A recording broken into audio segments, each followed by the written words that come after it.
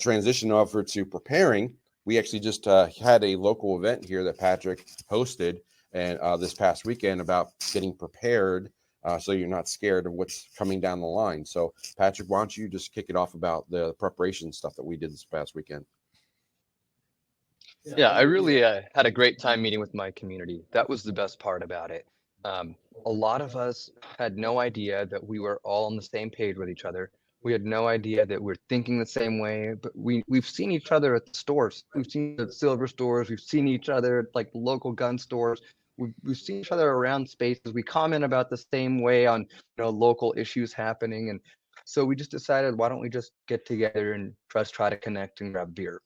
So it ended up turning into quite a large turnout, much more than I thought it would be, especially for a very small local community.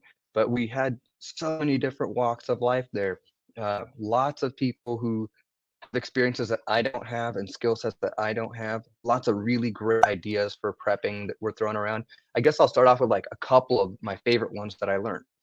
One is little bottles of alcohol for barter. So mini bottles are supposedly something you just take, throw in a 5-gallon bucket, and mini bottles of vodka. It's a very simple thing you can do to prepare, and it's very small in denomination. So those little small bottles, you don't have to get a whole bottle. The other thing that I thought was really cool was learning a little bit about how the mechanics work. Some of these cars, I'm not a car guy. So to me, I really like push button start. It's my favorite kind of car. All the other ones I don't really know what they're called, but I know a little bit, but not enough to consider myself a mechanic or mechanically inclined whatsoever. But learning the difference of what kind of vehicles work in bad situations and what's reliable and what things to keep an eye out for, that was really cool too, because I had no idea what some of that stuff was. And then the third thing that was awesome is to find out that we had last week a couple of issues with internet locally, our cell phones here. So we had about several hours for a couple of days that were out consistently, and it was very frustrating. So we were able to talk to each other because we all had it on our mind. How could we have emergency communication? There are some people in our group who have done research on emergency communications who found out that ham radios, for example, one of the myths that I just learned was wrong. And I'll have to get into it again. I'm not certain, but what I heard was it's regulated by the FCC. So those communications are regulated as long as doing commerce or for interstate communications. And if you're not doing interstate communications or commerce, then you don't actually fall under the requirement to get a license. So you're kind of voluntarily getting a license for no reason to operate a ham radio, which was something I didn't know. So that was something I learned, but I also learned that there are many people in my community who have these ham radios and are ready to tune them to a signal so that if something happened locally in our community, we can communicate, we could put a rally point. So these are the type of like really practical things that you could do with your community to be prepared and not scared. And again, found out what resources we all had, what skill sets we all had. Like it was magnificent. I had a really great time. Yeah, that's awesome. I think that's one of the critical things you said at the end is if you don't have the skills or resources, or you don't know how to do something, just become friends. And it's got to be genuine, but like become friends with someone in your community that has those skills. And that's how traditional trade. Because you don't have to know everything. You just meet people that know something that you don't, and you know something that they don't, and then you can trade and be mutually beneficial between both parties. And of course, learning. And I think there's one thing that I would have to say that like piqued my interest more than anything else. It was a friend of mine who came with this idea and said, "Hey, do you know that I could create this little box in a Faraday cage? And the way it works is basically you could have whatever websites or internet repositories you want available to you by Wi-Fi, like creating your own internet in a box. Should hit the fan, you have access to medical stuff or how-tos or encyclopedias or journals or plant and watering, whatever stuff that you have to store that you want to have at the end. Like if the internet does go down and you want access to information, store this information, which will broadcast still to the wireless devices that you currently have. So it's almost like having an internet that you kind of create off the grid. That really piqued my interest. So these are the kind of things that you come up with in these groups. That's fascinating. Yeah, it's really interesting. One point that I made, I was basically a spectator. I chimed in a little bit here and there, but for the most part, I wanted to point out to people that you need to think about what can break and what you do if something breaks. Like if communication goes down, if the internet's not available, if the power goes out. Most people will experience power outages or certain things, but what do you do if certain things break? What is your plan B?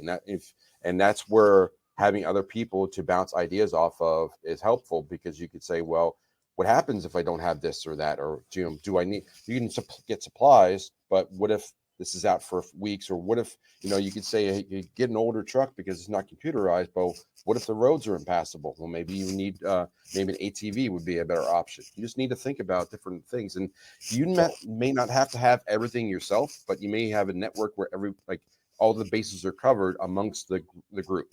Mm-hmm. There's a book that my dad bought me. It's called Strategic Relocation. And so you can look up, there's probably a bunch of different books like that, but it talks about all these different factors to consider, like location, like what happens if there's an event, where do you go? And it's fascinating to think about these things. And like a big thing is like the flow of people. And so there's something you might think you could have all the resources you want, but if you have all the resources in the wrong location, they could become almost useless to you. If you don't realize that, hey, if you live on a major interstate that feeds into a city that's close by, and the people need to get out of that city, well, where are they going to go? Well, they're going to just storm your land, right? And they're poof, you could have a bunch of resources and poof, gone. So it's fascinating to think about that. It's definitely something that I need to do more of. But yeah, it's always fun to talk about and learn about that. Yeah, it's easy to get overwhelmed, but then you start looking at these lists of 20 things here, 30 things there, and what things you have or don't have. But you start with just like the basics. Think about like the last couple of years, like maybe that if you're at the store and you're buying toilet paper, maybe buy one extra thing, and Get then the you Costco buy size. right, and you just get a like every time you buy something that you need, hey, if it's non-perishable or you can keep for a while, and like just get an extra, just to have an extra, just in case. Maybe if it's not for you, but maybe somebody else might need something. They may need aspirin, they may need paper towels or something. Just it's good to have extra on hand, because going back to inflation, we know that the prices of things are not getting lower. So buying things extra now is probably a good cost saving strategy as well. Or just a good way to be helpful too, right? Yesterday, one of my neighbors was sick, said, "Hey, I'm really sick." Posted in her face group, "Does anyone have the ability to go shopping and get me some soup and orange juice?" And I just took my stuff over because I was prepared. So it was really easy. It was not an inconvenience for me at all.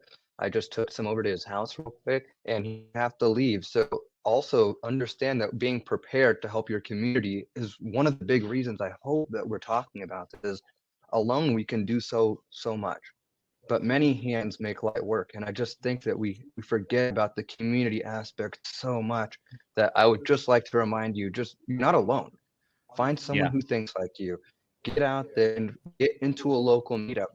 Throw an event. Just say, hey, we're going to meet up and do an economic preppers type event, and we're just going to learn about what's happening in our economy and what's happening in our community and what resources we have. And heck, I'll even put together like our sample agenda and send it to you of what we did, and maybe even a list of prepping items. If you guys want a list of prepping items to get started, we'll put together a list. I have no problem, because the community already has it.